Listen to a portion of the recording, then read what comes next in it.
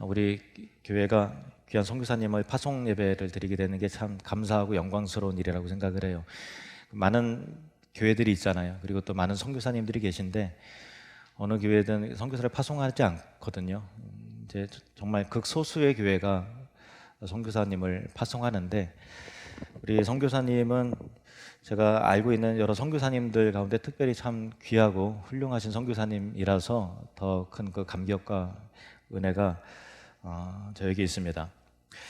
김종순 선교사님을 어떻게 만나게 되었는지 그 과정을 설교 시간에 언급을 하면 좀 길어질 것 같아서요, 목회 편지에 써놨어요. 그래서 여러분 집에 가서 이런 과정에서 만나고 이런 과정으로 인해서 우리 교회가 파송을 하게 되는 거구나 라는 것들을 글을 통해서 확인을 하시길 바랍니다. 우리 김종수 선교사님의 영어식 이름은 피터예요. 그래서 그 다바오 시티에 있는 필리핀 다바오에 있는 여러 선교사님을 포커싱 사역을 통해서 많이 만나보고 대화도 나눌 기회가 있는데, 우리 김종수 선교사님이 그 피터, 그 베드로지요. 베드로라는 이름 그대로 굉장히 믿음이 충만하고 열정적이고 또 그 압도적인 추진력 그게 있으시다고 얼마나 칭찬을 많이 하시든지. 그래서 참 저도 이제 직접 그 현지를 가보고 또 선교사님이 목회하시는 또 사역의 현장과 또 학교와 또 전도 사역들을 눈으로 보고 현장을 감사해 보면, 그때 작년에 우리 같이 가신 분들 다 보셨을 거예요. 정말 그 수많은 열매와 또 참 이 많은 일들을 어떻게 다 감당을 하시나 할 정도로 정말 그 열정이 넘치거든요. 그 열정과 믿음의 도전은 타의 추종을 불허할 정도의 압도적인 그 기량이 있으시거든요. 참 귀한 분을 파송하게 돼서 영광스럽게 생각을 합니다. 이 선교사님의 사역에 정말 놀라운 열매들이 있는데요, 앞으로도 그 열매는 계속되리라 믿어 의심치 않고, 또 모든 이 광범위한 사역을 옆에서 묵묵하고 또 조용히 기도하면서 헌신하고 또 그 내조하시는 모습이 우리 정인현 선교사님 정말 아름다우신 귀한 분이세요. 그러니까 우리 김종수 선교사님이 많은 일을 벌이는 것만큼 그에 수습하고 또 조용히 또 뒷받침하고 해야 될 일들이 또 얼마나 많으시겠어요. 네. 우리는 이 일에 함께 동역하고 기뻐하고 함께 열매를 맛보는 거죠. 선교사님의 그 차려놓는 밥상에 우리도 숟가락 얹고서 우리도 같이 맛봅시다 하는 게 저는 동역이라고 생각하거든요. 기도와 또 우리가 헌신으로 동역할 때 하나님 앞에 섰을 때 이 모든 것이 우리의 영광이 되고 또 자랑이 되고 우리의 상급이 될 줄로 믿습니다. 오늘 본문에는 베드로가 나옵니다. 예수님은 제자들을 갈릴리 바다 건너편으로 재촉하여 보내시고 예수님은 따로 산에 올라가서 이 기도를 하시는데, 제자들은 갈릴리 바다 벌써 이제 술이나 멀리 떨어져 있는, 그러니까 앞으로 나아갈 수도 없고 뒤로 배를 돌릴 수도 없는 그 상황 속에서 큰 풍랑을 맞아서 배가 물에 잠길 정도로 위태로운 상황이 된 거예요. 본문에 밤 사경이라 했으니까 우리 시각으로는 새벽 3시에서 6시경이니까 가장 어두울 때죠. 그리고 풍랑이니까 하늘이 얼마나 깜깜했겠어요. 그러니까 한 치 앞도 보이지 않는데 정말 그 미래도 보이지 않는 그런 상황 속에서 죽을 날만 기다리는 그런 그 형국인 것이죠. 하늘은 칠흑같이 어둡습니다. 제자들 마음은 굉장히 혼란스러웠을 거예요. 왜냐하면 본인들이 가겠다고 해서 간 게 아니라 예수님이 바다 건너편으로 빨리 가라 하면서 막 재촉해서 보냈거든요. 그래서 제자들은 하면서 이게 떠밀려서 지금 온 형국이니까, 야, 예수님이 왜 이렇게 우리를 보내시는데 이게 무슨 상황이냐, 이런 왜 고난을 겪게 하시나 하고 원망했을 거예요. 그리고 예수님의 생각이 틀렸구나, 뭐 그런 생각도 할 수 있겠죠.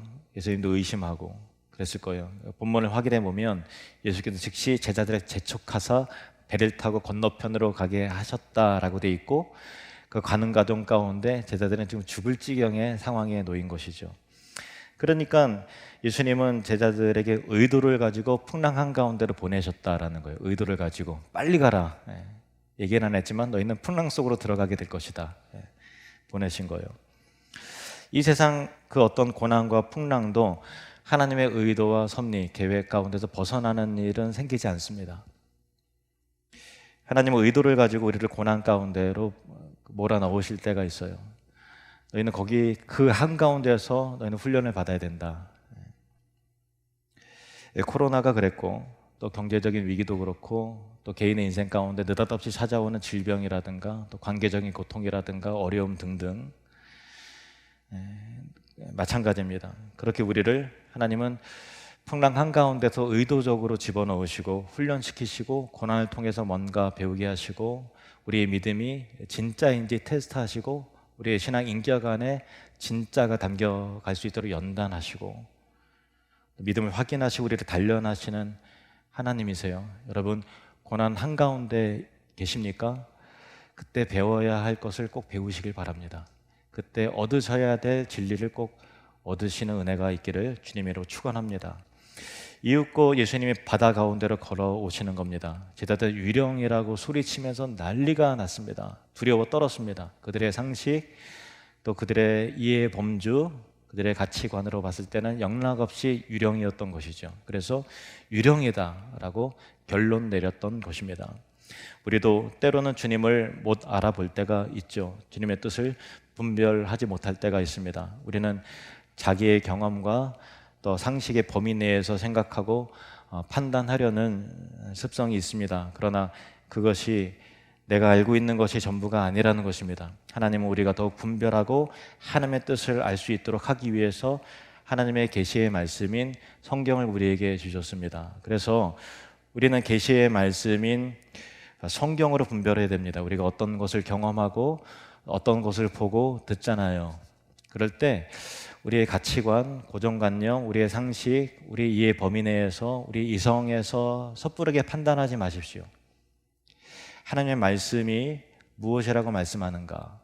하나님이 이 일에 대해서 이 성경은 무엇이라고 기록하는가가 여러분의 판단 근거요 기준이 되시기를 주님이라 축원합니다. 신자는 마땅히 그래야 되는 거예요. 과연 성경적인 것인가? 성경이 이 상황을, 나의 판단을, 내가 내린 결정을 지지하고 있는가? 그래서 여러분의 인생이, 여러분의 판단과 여러분의 인생이 하나님의 말씀에 의해서 뒷받침되고 하나님의 말씀이 여러분을 지지하는 인생 될 때 주님의 은혜와 주님의 능력을 경험하게 될 것입니다.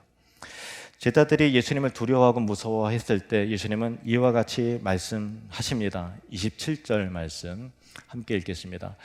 예수께서 즉시 이르시되 안심하라 나니 두려워하지 말라. 안심하라 나니 두려워하지 말라.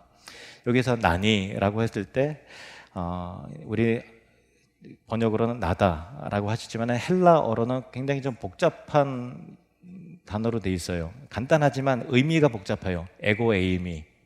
한번 따라해 보겠습니다. 에고 에이미. 무슨 의미인지 직역을 해드리면 나는 나다. 나는 나다. 웬 무슨 말장난인가 이런 생각할 수 있잖아요. 그런데 의미를 한번 생각해 보시면은 여호와 하나님께서 이스라엘 백성들을 구원해 내시기 위해서 애굽 땅에 있을 때 구원해 주시기 위해서 모세를 부르시잖아요. 미디안 광야에서 떨기나무가 가시나무인데 불이 붙었는데 타지 않는 거예요. 그래서 그 광경이 신기해서 가까이 오니까 하나님께서 내 발에서 신을 벗으라 말씀하세요. 그러면서 자기 자신을 소개하기를 나는 스스로 있는 자다라고 말씀하세요.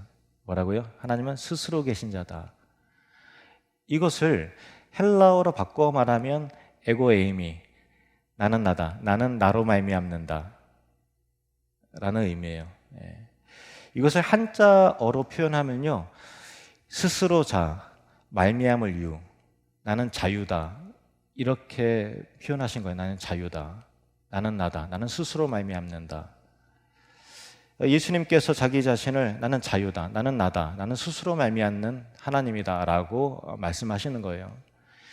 풀어서 설명하면 자유, 뭐가 자유죠? 즉 외부적인 환경이나 무엇에 얽매이지 않고 자기 마음대로 할 수 있는 자다라는 거죠. 그래서 예수님은 중력을 거슬러서 물 위로 걸어오십니다. 그러니까 이 세상에 있는 것은 중력의 법칙에 거스를 수 있는 건 그 어떤 것도 존재하지 않아요. 자연의 원칙과 질서 안에 거하죠. 자연을 만드신 분은, 그 원칙을 세우신 분은 자유롭죠. 물 위로 걷는다라는 것이 그런 의미예요.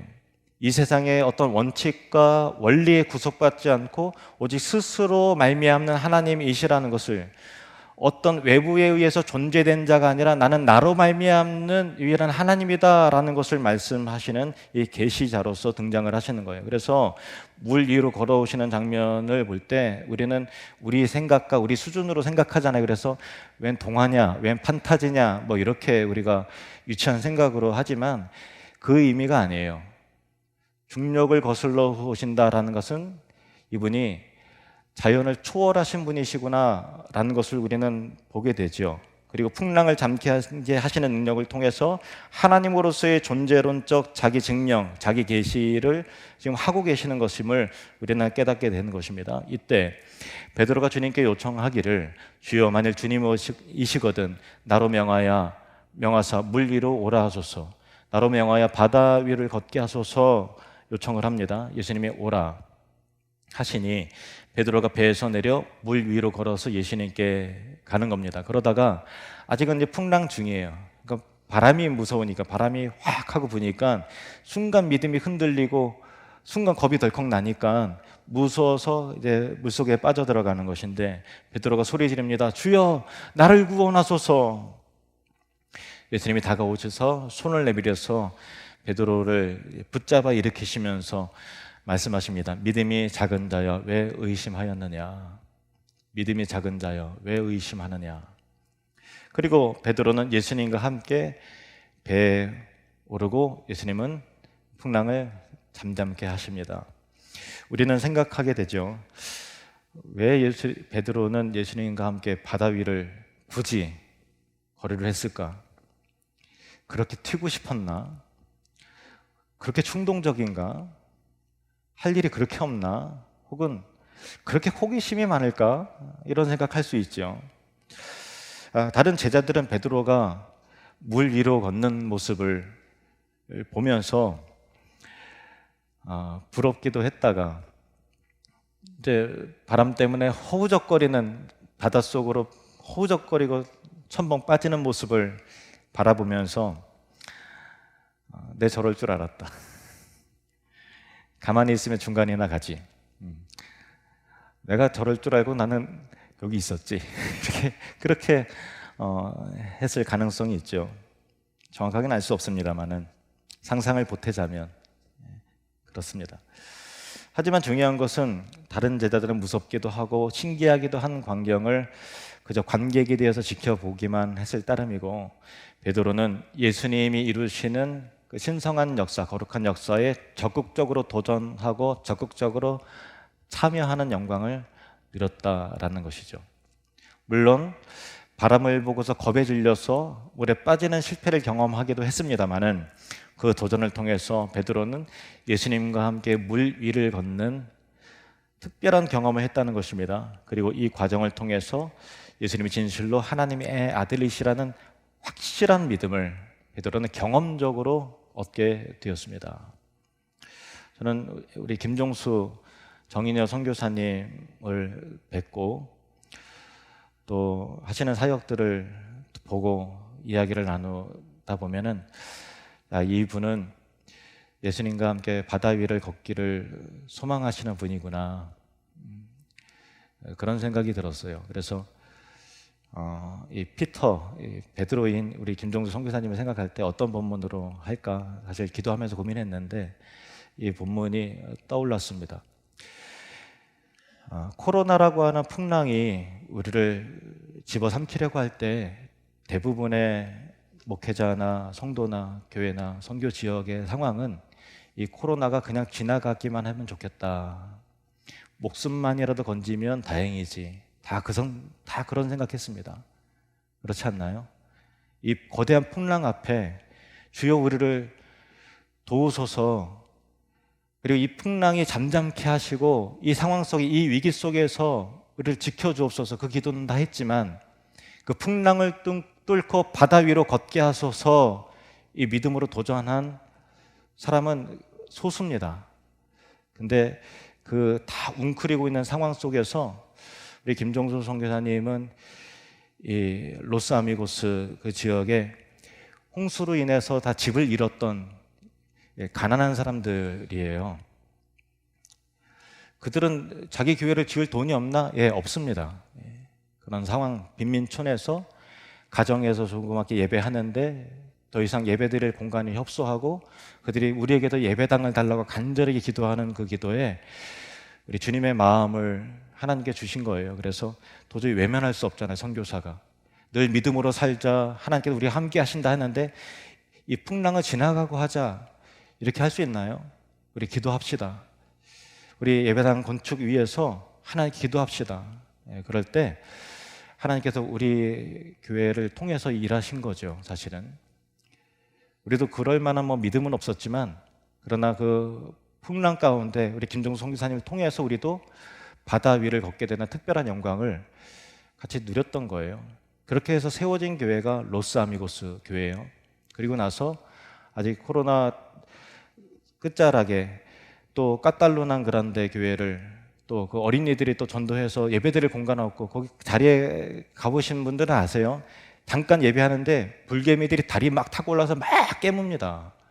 다 막 여기 왔다가 막 이러고 있는 가운데서 사실은 예배를 드리는 거예요. 떼약볕에. 그래서 천막 치고서 예배 드리시다가 하나님께서 또 감동하셔서 순종하는 마음으로 까탈루난 그란데 교회를 또 개척하시고, 또 신학교도 정말 그 한치 앞이 보이지 않는 위태로운 상황이거든요. 그래서 학생들이 또 모집되어야 되는 상황이에요. 그냥 건축이 취미라서 하시는 게 절대 아니에요. 학과를 개설을 해야 학교가 살아요. 학과를 개설할 교실이 있어야 되잖아요. 근데 돈은 없어요. 근데 믿음으로 또 그 종합관을 또 돈은 없지만 순종하는 마음으로 하신 거예요. 작년 로스아미고스, 올해 까탈루난 그란데, 또 신학교 것까지 다 하시는 거예요. 형편이 대사한 게 아니라 도전하는 거죠. 믿음으로. 주여, 주께서 만일 주님이 그러시는 나로 명하사 오라 하소서, 바다 위를 걷게 하소서. 다 풍랑이 지나가길 바랄 때에 이 마음을 품는 사람 소수인데, 저와 여러분이 이런 베드로와 같은 믿음의 사람이 되시기를 주님의 이름으로 축원합니다.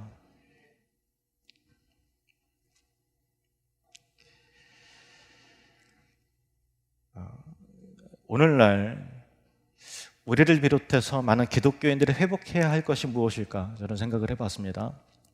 하나님을 너무 자기 생각 안에서 믿으려고 한다는 거예요. 자기 경험 안에서 믿으려고 하고 상식 안에서 믿으려고 해요. 그렇지 않나요? 자기 이성 안에서 믿으려고 해요. 하나님을, 교회를 자기 이성, 자기 생각, 상식, 범위 내에서 이해하려고 해요. 윤리와 도덕의 하나님으로 가둬요. 주님, 이것이 합리적입니다. 합리적인 테두리 안에 머물러 계십시오. 이것이 내 기준이요 내 상식입니다. 당신은 그 안에 계십시오. 이것이 현대 크리스찬들의 마음이에요. 이것이 윤리적이고 이것이 도덕적이니 주님은 윤리적인 범위 내에서만 움직이십시오. 자기 생각과 기준이 다 우상화되어 있는 상황이에요. 그러나 하나님은 자유예요. 에고에임이, 나는 스스로 말미암는다. 어떤 형식과 규칙, 어떤 것에도 나는 간섭받지 않고 구속되지 않는다. 나는 스스로 말미암는 자다. 나는 하나님이다. 나는 나로 말미암는다. 에고에임이 하나님이신 것이죠. 예수님은 하나님의 아들이신 거예요. 그래서 바다 위를 걸으심으로 신성하고 거룩한 능력을 보이셨던 그 예수님을 정말 나의 하나님으로 믿는다면 그분의 능력 안에 우리가 뛰어 들어가기를 원합니다. 믿음의 도전을 하고 하나님과 함께 바다 위를 걷는 모험하는 인생이 되시기를 주님으로 축원합니다. 내 상식 안에, 내 기준 안에 하나님을 가두려고 하지 마십시오. 그럴 때 우리는 특별한 은혜와 능력을 경험하게 되는 거죠. 그래서 하나님은 우리를 그냥저냥 사는 인생으로 부르지 않으셨습니다. 교회를 세상과 똑같은 사회 집단으로 부르지 않으셨어요. 하나님은 우리를 친교나하라고 부르시지 않으셨어요. 우리 인생 안에 왜 능력이 없을까요? 베드로와 같은 믿음의 도전이 없기 때문이죠. 그러나 여러분, 방관하고 구경하는 자로 살지 마시고, 어렵고 힘들지만 풍랑이 닥치면 이 풍랑이 지나가기만 하면 좋겠다라고 하면은 그냥 그 정도도 물론 이제 주님의 살아계심을 경험할 수는 있지만, 저와 여러분은 풍랑을 뚫고 이 어려운 시기 속에서 주님의 능력과 은혜를 경험하는 비상하는 그리스도인, 기적을 경험하는 그리스도인, 정말 그 믿음의 살아있음을 증명해내는 정말 이 시대 하나님께서 찾으시는 교회, 하나님께서 찾으시는 저와 여러분이 되시기를 주님의 이름으로 축원합니다.